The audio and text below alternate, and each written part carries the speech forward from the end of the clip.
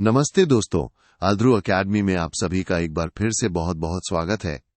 मैं हूं आपका अपना एजुकेटर और आज हम VMOU कोटा के जून 2026 एग्जाम्स के लिए MCOM 06 यानी प्रबंधकीय अर्थशास्त्र के सबसे महत्वपूर्ण, जी हां, सबसे महत्वपूर्ण टॉप 20 प्रश्नों को बिल्कुल आसान भाषा में कवर करने वाले हैं। ये वो प्रश्न हैं जो आपको 2 मार्क सेक्शन में पूरे नंबर दिलाएंगे।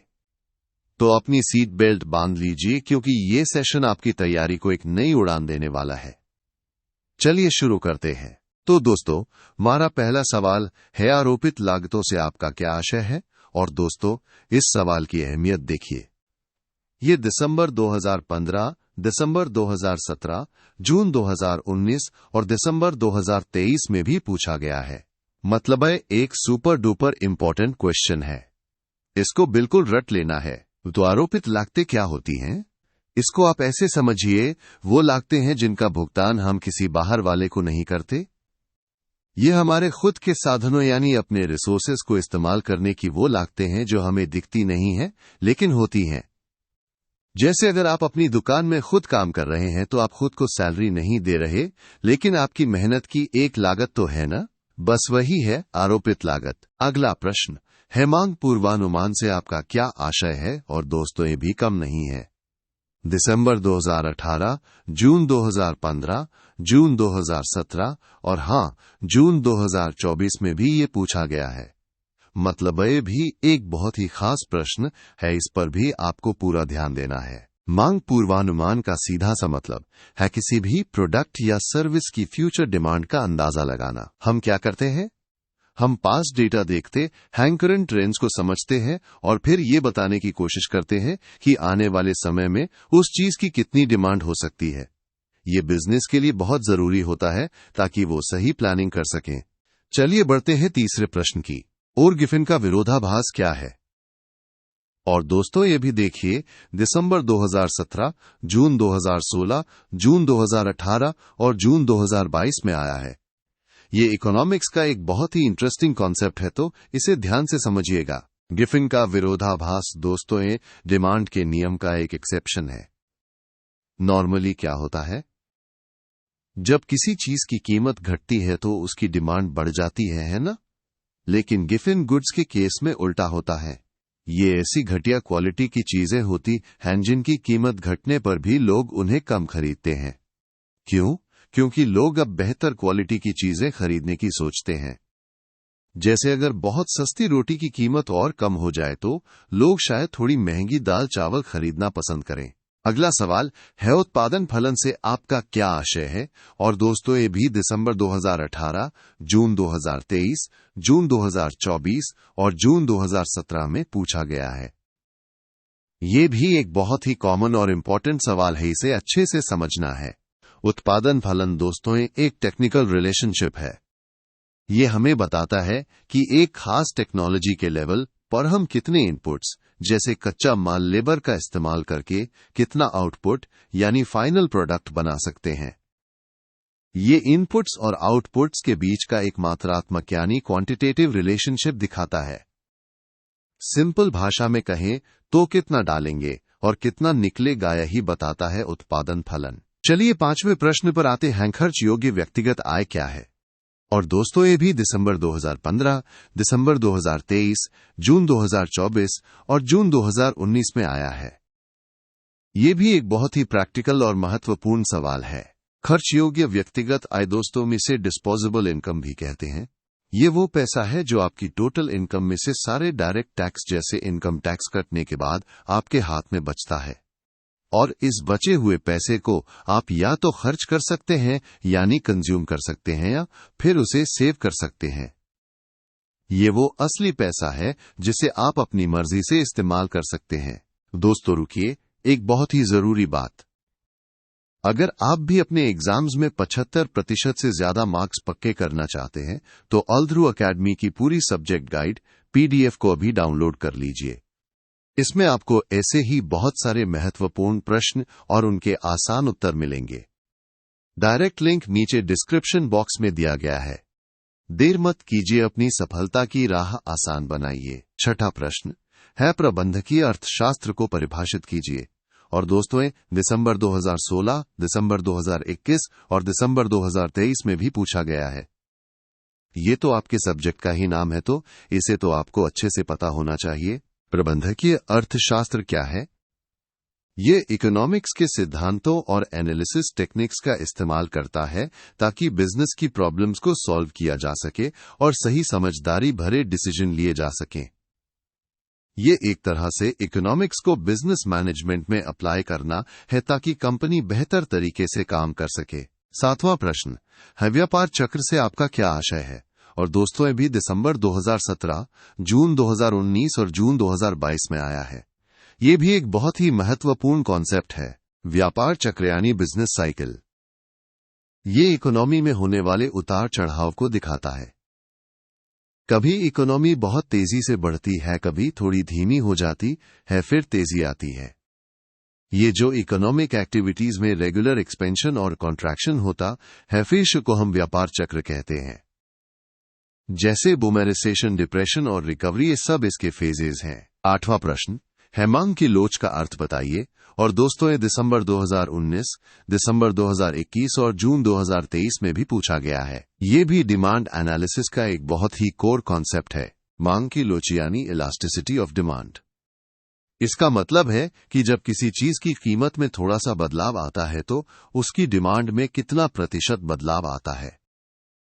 ये हमें बताता है कि डिमांड कितनी सेंसिटिव है प्राइस चेंज को लेकर। अगर कीमत थोड़ी सी बदली और डिमांड बहुत ज्यादा बदल गई तो हम कहेंगे कि मांग लोचदार है। 9वां प्रश्न है, अवसर लागत की अवधारणा क्या है? और दोस्तों दिसंबर 2015, दिसंबर 2018 और दिसंबर 2020 में भी आया है। ये भी एक बहुत ही बेसिक और महत्वपूर्ण इकोनॉमिक कॉन्सेप्ट है। अवसर लागत यानी अपॉर्चुनिटी कॉस्ट। इसको आप ऐसे समझिए, जब आप कोई एक ऑप्शन चुनते हैं तो आपको दूसरे सबसे अच्छे ऑप्शन को छोड़ना पड़ता है ना? तो जिस सबसे अच्छे ऑप्शन को आपने छोड़ा उसका जो मूल्य था वही आपकी अवसर लागत है। जैसे अगर आपके पास 2 जॉब ऑफर हैं और आप एक चुनते हैं तो जो दूसरी जॉब आपने छोड़ी उसकी सैलरी आपकी अवसर लागत है। 10वां प्रश्न है, शुद्ध राष्ट्रीय उत्पाद की परिभाषा दीजिए। और दोस्तों दिसंबर 2019, दिसंबर 2021 और दिसंबर 2022 में भी पूछा गया है। नेशनल इनकम अकाउंटिंग का ये एक बहुत ही जरूरी हिस्सा है। शुद्ध राष्ट्रीय उत्पाद, जिसे हम एनएनपी भी कहते हैं, हमें कैसे मिलता है? जब हम सकल राष्ट्रीय उत्पाद यानी जीएनपी में से डेप्रिसिएशन, जिसे हम घिसावट या अप्रचलन कहते हैं, उसे घटा देते हैं। आसान शब्दों में देश की टोटल प्रोडक्शन वैल्यू में से जो टूट फूट या पुरानी चीजों की वैल्यू कम हुई है उसे हटा दे तो हमें शुद्ध राष्ट्रीय उत्पाद मिलता है। 11वां प्रश्न है, मांग की कीमत लोच से आपका क्या आशय है? और दोस्तों दिसंबर 2023, जून 2017 और जून दिसंबर 2020 में भी आया है। ये भी मांग की लोच का ही एक स्पेसिफिक टाइप है, तो इसे ध्यान से समझिएगा। मांग की कीमत लोचें हमें बताती है कि जब किसी प्रोडक्ट की कीमत में प्रतिशत बदलाव आता है तो उसकी डिमांड की मात्रा में कितना प्रतिशत बदलाव आता है। ये बिल्कुल वही है जो हमने मांग की लोच में समझा था, बस यहां हम स्पेसिफिकली कीमत के बदलाव की बात कर रहे हैं। ये बिजनेस के लिए बहुत काम की चीज है ताकि वो अपनी प्राइसिंग स्ट्रेटजी बना सकें। 12वां प्रश्न है, अल्पकालीन और दीर्घकालीन उत्पादन फलन में अंतर कीजिए। और दोस्तों दिसंबर 2023, जून 2018 और जून दिसंबर 2020 में भी पूछा गया है। ये भी प्रोडक्शन थ्योरी का एक बहुत ही इंपॉर्टेंट कॉन्सेप्ट है। अल्पकालीन और दीर्घकालीन उत्पादन फलन में मुख्य अंतर क्या है? अल्पकालीन यानी शॉर्ट रन में कुछ इनपुट्स फिक्स्ड होते हैं, जैसे मशीनरी या बिल्डिंग। आप उन्हें तुरंत बदल नहीं सकते। लेकिन दीर्घकालीन यानी लॉन्ग रन में आपके पास इतना टाइम होता है कि आप अपने सभी इनपुट्स यहां तक कि मशीनरी और बिल्डिंग को भी बदल सकते हैं। तो दीर्घकाल में सब कुछ वेरिएबल होता है, जबकि अल्पकाल में कुछ फिक्स्ड और कुछ वेरिएबल होते हैं। 13वां प्रश्न है, व्युत्पन्न मांग को आप कैसे परिभाषित करेंगे? उदाहरण दीजिए। और दोस्तों दिसंबर 2016, जून 2015 और जून 2018 में भी आया है। ये भी डिमांड का एक बहुत ही इंटरेस्टिंग टाइप है। व्युत्पन्न मांग यानी डिराइव्ड डिमांड। इसका मतलब है कि जब किसी एक चीज की डिमांड बढ़ती है तो उससे जुड़ी हुई दूसरी चीजों की डिमांड भी अपने आप बढ़ जाती है। जैसे अगर मकानों की डिमांड बढ़ जाए तो मकान बनाने के लिए ईंटों सीमेंट सरिया की डिमांड भी बढ़ जाएगी, है ना। टॉइंट और सीमेंट की डिमांड मकान की डिमांड से व्युत्पन्न हुई है। 14वां प्रश्न है साधन लागत पर राष्ट्रीय आय को परिभाषित कीजिए। और दोस्तों, दिसंबर 2017 और जून 2022 में भी पूछा गया है। नेशनल इनकम का ये भी एक बहुत ही जरूरी कॉन्सेप्ट है। साधन लागत पर राष्ट्रीय आय यानी national income eight factor cost. ये क्या है? ये देश के अंदर जितने भी प्रोडक्शन के साधन हैं, जैसे जमीन, लेबर कैपिटल और एंटरप्रेन्योरशिप, उनको जो इनकम मिलती है जैसे लगान, मजदूरी, ब्याज और लाभून, सबका टोटल होता है। ये हमें बताता है कि देश के लोगों ने अपनी मेहनत और साधनों से कितनी कमाई की। 15वां प्रश्न है परिवर्तनशील अनुपातों का नियम क्या है? और दोस्तों, ये दिसंबर 2019 और जून 2016 में भी आया है। ये भी प्रोडक्शन थ्योरी का एक बहुत ही फंडामेंटल नियम है। परिवर्तनशील अनुपातों का नियम यानी लॉ ऑफ वेरिएबल प्रोपोर्शंस।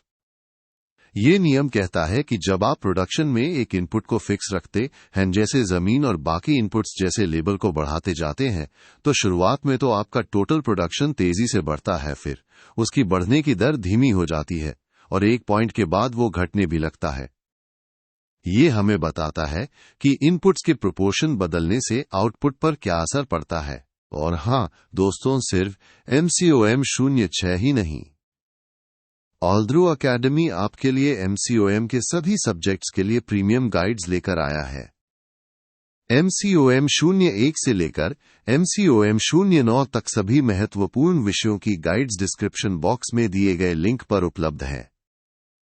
अपनी तैयारी को और भी मजबूत बनाने के लिए आज ही अपनी जरूरत के हिसाब से गाइड्स डाउनलोड करें। 16वां प्रश्न है व्यष्टि अर्थशास्त्र क्या है? और दोस्तों, दिसंबर 2020 और जून 2023 में भी पूछा गया है। इकोनॉमिक्स की ये एक बहुत ही बेसिक ब्रांच है, व्यष्टि अर्थशास्त्र यानी माइक्रो इकोनॉमिक्स। ये इकोनॉमिक्स की वो ब्रांच है जो इकोनॉमी की छोटी छोटी यूनिट्स जैसे एक अकेला कंज्यूमर, एक अकेला प्रोड्यूसर या एक खास मार्केट के बिहेवियर को स्टडी करती है। ये हमें बताता है कि ये छोटी इकाइयां कैसे डिसीजन लेती हैं और कैसे एक दूसरे से इंटरैक्ट करती हैं। 17वां प्रश्न है तिरछी मांग को परिभाषित कीजिए। और दोस्तों, दिसंबर 2015 और जून 2018 में भी आया है। ये भी डिमांड का एक और इंटरेस्टिंग कॉन्सेप्ट है, तिरछी मांग यानी क्रॉस डिमांड। ये हमें बताती है कि जब एक प्रोडक्ट की कीमत में बदलाव आता है तो उससे जुड़ी हुई दूसरी चीज, चाहे वो सब्स्टिट्यूट हो या कॉम्प्लीमेंट्री, उसकी डिमांड में क्या चेंज आता है। जैसे अगर चाय की कीमत बढ़ जाए तो लोग कॉफी ज्यादा पीने लगेंगे, है ना। तो कॉफी की डिमांड पर चाय की कीमत का असर यही है तिरछी मांग। 18वां प्रश्न है मांग विश्लेषण क्या है? और दोस्तों, दिसंबर 2022 और जून 2017 में भी पूछा गया है। ये आपके सब्जेक्ट का एक बहुत ही कोर एरिया है। मांग विश्लेषण यानी डिमांड एनालिसिस। ये प्रबंधकीय अर्थशास्त्र का एक बहुत ही इंपॉर्टेंट पार्ट है। ये बिजनेस डिसीजंस लेने के लिए डिमांड फोरकास्टिंग पर डिपेंड करता है। इसमें हम ये समझते हैं कि किसी प्रोडक्ट या सर्विस की डिमांड को कौन कौन से फैक्टर्स अफेक्ट करते हैं ताकि बिजनेस सही स्ट्रैटेजी बना सके। 19वां प्रश्न है आय मांग क्या है? और दोस्तों, दिसंबर 2016 और दिसंबर 2022 में भी आया है। ये भी डिमांड का एक और महत्वपूर्ण पहलू है। आय मांग यानी इनकम डिमांड। ये हमें बताती है कि जब किसी कंज्यूमर की इनकम में बदलाव आता है तो किसी प्रोडक्ट की डिमांड की मात्रा पर क्या असर पड़ता है। क्या इनकम बढ़ने पर डिमांड बढ़ती है या घटती है? ये हमें नॉर्मल गुड्स और इंफीरियर गुड्स के बिहेवियर को समझने में मदद करती है। और दोस्तों, यह है हमारा आखिरी और 20वां प्रश्न, मूल्य स्थिरता, दृढ़ता की स्थिति किस बाजार में पाई जाती है? और दोस्तों, दिसंबर 2023 और जून 2024 में भी पूछा गया है। मतलब लेटेस्ट एग्जाम्स में भी आया है, तो इसे बिल्कुल मिस मत कीजिएगा। मूल्य स्थिरता यानी प्राइस रिजिडिटी है, मुख्य रूप से अल्पाधिकार बाजार यानी ओलिगोपोली मार्केट में पाई जाती है। इस तरह के बाजार में कुछ ही बड़ी फर्में होती हैं और वो एक दूसरे पर बहुत ज्यादा डिपेंड करती हैं।